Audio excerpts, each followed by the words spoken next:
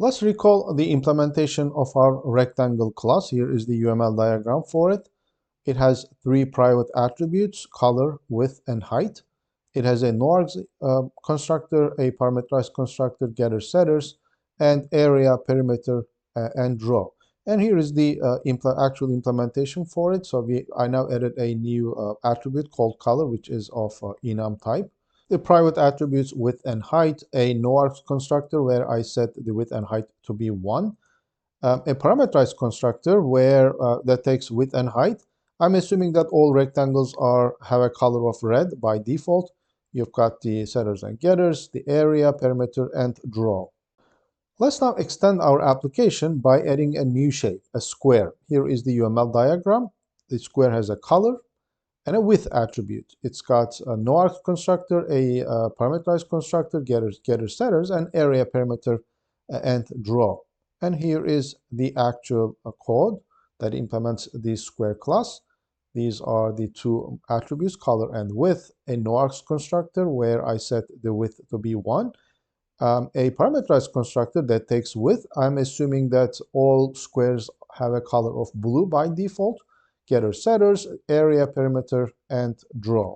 Here is some test code that creates a rectangle and a square, then operates on the rectangles first. So the width of the rectangle that we created is 10 and 3. Its area is 30. Perimeter is 26. The color is red. Remember, by default, I made the color of all rectangles to be red. Then I'm going to change it to green. And then now the rectangle's color is green.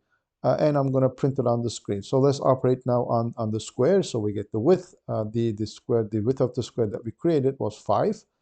Its area is 25, its perimeter is 20.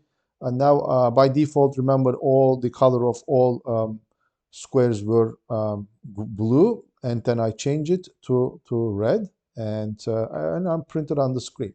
So the implementation for the rectangle and square classes that I have just given you works. We have seen that, but it is inefficient, and here is why. When we look at the rectangle and square shapes, we see that they share some common state, which is the color, and common functionality, which are area, perimeter, and draw. So you can see that both of these classes share the same functionality. In our implementation, however, we had to repeat the same state, color, and the same code, get color and set color, in both shapes. Worse yet, when we add more shapes into our application, such as triangles, circles, etc., we have to duplicate the same code in those classes too. Anytime we have to duplicate code in our application, we are violating the well-known software engineering principle, which is DRY, don't repeat yourself. In a nutshell, the don't repeat yourself principle says every piece of knowledge must have a single, unambiguous, authoritative representation within a system. When the DRY principle is applied successfully, a modification of any single element of a system does not require a change in other logically unrelated elements. Additionally, elements that are logically related all change predictably and uniformly and are thus kept in sync. The bottom line is we should always avoid copy and paste in our applications, but that's exactly what I did in the implementation of my square class. Although you could observe that both rectangle and square have this common functionality of the common attribute, the color attribute, and the getters and setters related to that attribute, I had to repeat that same functionality both in the rectangle class and the square class. So I had to copy everything that was in the rectangle class related to the color attribute and paste it into the square class. You can easily observe that both rectangle and square are special versions of a more abstract concept, a shape that has common state, color, and common behavior, get color, set color to manipulate the shared common attribute, and area, perimeter, and draw. Based on this observation, we can now create a new abstract class shape and put the common state and behavior of both classes, meaning the rectangle and the square classes, in the shape class. We can draw the following class hierarchy using the UML diagram. So here is our new extended UML diagram. What I did was I took out the shared functionality between rectangle and square and put them into a shared location. Now that's the abstract shape class that has the color attribute, because every shape that is a child of our parent class shape must have a color attribute. So rather than repeating that functionality in every shape that exists in my application, I'm going to put that functionality in a common place, one place, which is the parent shape. And obviously that has its own constructors, get color, set color, and the abstract methods, area, perimeter, and draw. So if you look at shape, it has some concrete methods, get color, set color, that have some implementations, and some abstract methods like area, perimeter, and draw. A shape cannot have an area or a perimeter or a draw. It's an abstract concept, but any child class of the shape, like rectangle, square, which are concrete shapes, will have to implement these abstract methods and provide their functionality. We can see from the UML diagram that the common state and behavior of rectangle and square have been abstracted out into a new class called shape.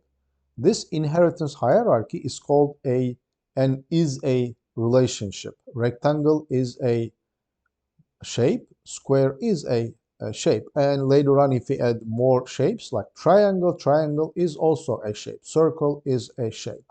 Shape is called the superclass or the parent class, or sometimes the base class of the inheritance hierarchy. A rectangle, square, and any other shape that you might have in your system is called a subclass or a child class or a derived class. So rectangle, square is said to extend or derive from the shape class. Inheritance is expressed with a solid line stemming from the parent towards the child class, with an empty triangle symbol pointing towards the parent class in the UML diagram. And you can see that. So this is the solid line that's driving from the parent class. And this empty triangle pointing towards the parent is symbolizing that these are the rectangle and square are the child classes, and shape is the parent class or the base class. If you look at the implementation of our shape class, some of the methods are concrete, meaning that they have a body, and some of them are abstract, like get color and set color that manipulate the shared color attribute, have their own bodies. That's why these are called concrete methods. But area, perimeter, and draw do not have any implementation. That's why we are marking them as abstract. So we are saying public abstract integer area, public abstract integer perimeter, and so on. Anytime a class has a abstract method in it, you have to also label it with the abstract keyword, because this class becomes an abstract class now. And abstract classes cannot be instantiated. That is, we cannot create an object of shape using the new operator. It's now up to the derived or child classes to implement those abstract methods to make themselves concrete classes. If you look at the rectangle and the square classes, they have implementation for each of those abstract methods in the shape, which are area, perimeter, and draw. So you can see rectangle implements all three abstract methods, and also square implements all three abstract methods to make themselves concrete, meaning that we will be able to now create objects from rectangle and square, but we won't be able to create any objects from the shape class because it's an abstract. Inheritance is a fundamental object-oriented programming concept that allows a class, subclass, derived class, or child class to inherit properties, fields, and methods from another class called the superclass, base class, or the parent class. This avoids code duplication and allows code reuse. That's the whole idea behind inheritance, that we want to avoid code duplication, so that our code satisfies the drive principle, and that allows code reuse. So anything that has been implemented in the parent class can now be used by any of those derived classes or child classes without having to repeat the same functionality. So whenever you find common behavior in two or more classes in your applications, look to abstract that behavior into a new parent class and then reuse that behavior in the common child classes. Inheritance in Java is expressed using the extends keyword. So if rectangle wants to be a subclass of shape, it is expressed as follows. We are going to say class rectangle extends shape. This is the keyword that says rectangle is the child class and shape is the parent class. In Java, a subclass can have only one superclass. This is called single inheritance. But in some other programming languages, such as C++, it is possible for a child class to have multiple parents. That's called multiple inheritance. But Java prohibits multiple inheritance. In Java, a child class can have only one superclass. Let's now look at the actual code. This is the shape class. As you can see, I mark it as abstract class shape because it has a couple of abstract methods. It has one private attribute, color. It has a noargs constructor and a parameterized constructor. If the noargs constructor, because it doesn't take the color, it assumes that all shapes by default have the color of black. If the color is supplied, we set it to whatever the user supplied color value is. It's got getters and setters. These are the concrete methods. And it's got a couple of abstract methods. Again, anytime a class has an abstract method, you also have to mark the class with the abstract keyword, indicating that shape cannot be instantiated. Here is the rectangle class. As you can see, we are making rectangle class a child of the shape class using the extends keyword. So rectangle extends shape. It has its own private member variables. Now realize that I'm not putting color as an attribute into rectangle because that's being inherited from a shape.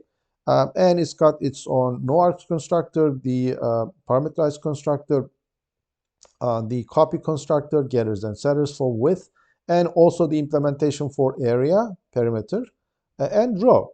And here is the implementation for the square class. Again, square extends shape, making square a child of the parent shape class. It has only one attribute, width, one noargs constructor, one parameterized constructor, and a copy constructor. Then getters and setters for width, and implementation for area, perimeter, and row. So by supplying implementation for these three abstract methods, square becomes a concrete class, not an abstract class anymore. That's why I don't put the abstract keyword in front of it. But if square does not have implementation for any of these abstract methods, then it also becomes an abstract class.